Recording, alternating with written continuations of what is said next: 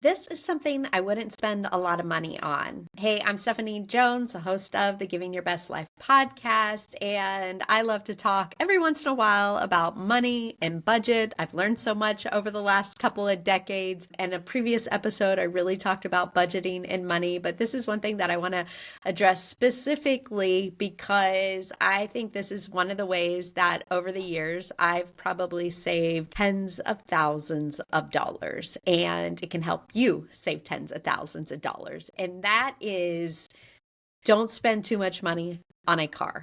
So just think about it. Have a vehicle that is in good shape, but that it gets you point A to point B. So this is something as over the years when I started working in corporate America and I started making more money and more money and more money, guess what?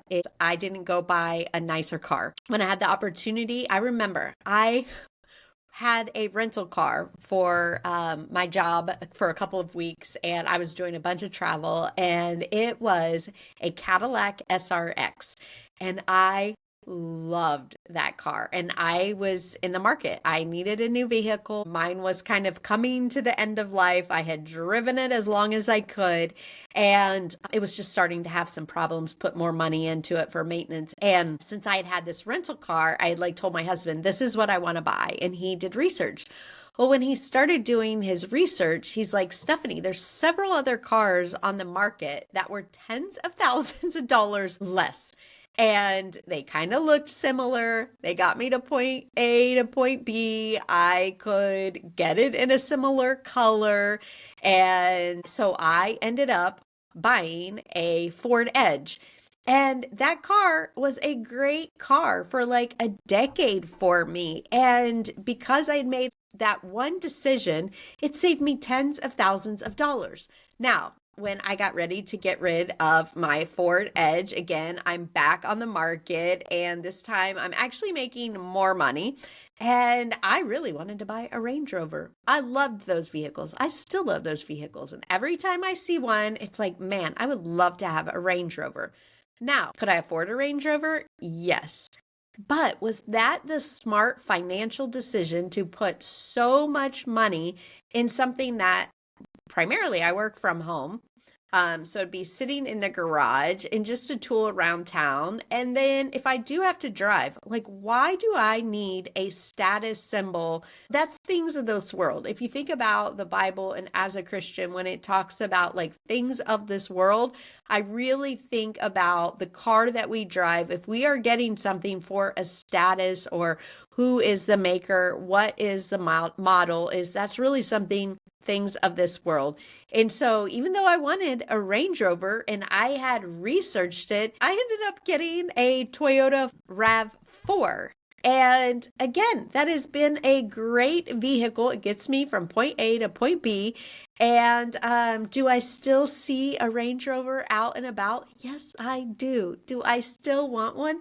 Yes, I do. But do not make emotional decisions when you are making such a big financial decision. And again, just in those two vehicles, it's probably over $100,000 that I have saved myself of going, take the emotions out of it and just go, what is a good, reliable car that's going to get me from point A to point B? So I want you to think about the next time you go to buy a vehicle is go, one, what can I afford? Now I pay cash for my vehicles. I will save up for the vehicle and buy something that has good resale value because as soon as, this is the other thing to think about, you talk about just throwing money out the window, because as soon as you drive off that lot, typically you're just going to throw a bunch of money out the window, because if you were to go resell it, they're not going to buy it for what you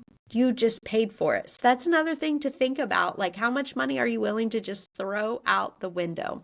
And so, I really now in my life is, if I want a new vehicle, I'm going to be figuring out what can I sell my current one for, and then how much do I have to save so I can go in, pay cash, and don't have to get into any debt over a vehicle. Now, that's not something that you can probably do immediately. Maybe you can. I wish if I would have been smarter at your age with my money, because I was always working, I always had multiple jobs. If I would have been smarter with my money, is I probably could have paid cash for my first car, or at least had a better down payment, instead of waiting until I was older and married and then like, oh my gosh, I have this debt and this is the interest rate that I'm paying on that car. So that's just something to think about, is the next time you have to go buy a vehicle, do not make an emotional purchase. Think about something that you can afford. Think about something you can pay as much in cash for, and think about something that's going to get you reliably from point A to point B. And hopefully, this advice is just another way that you can get to giving your best life.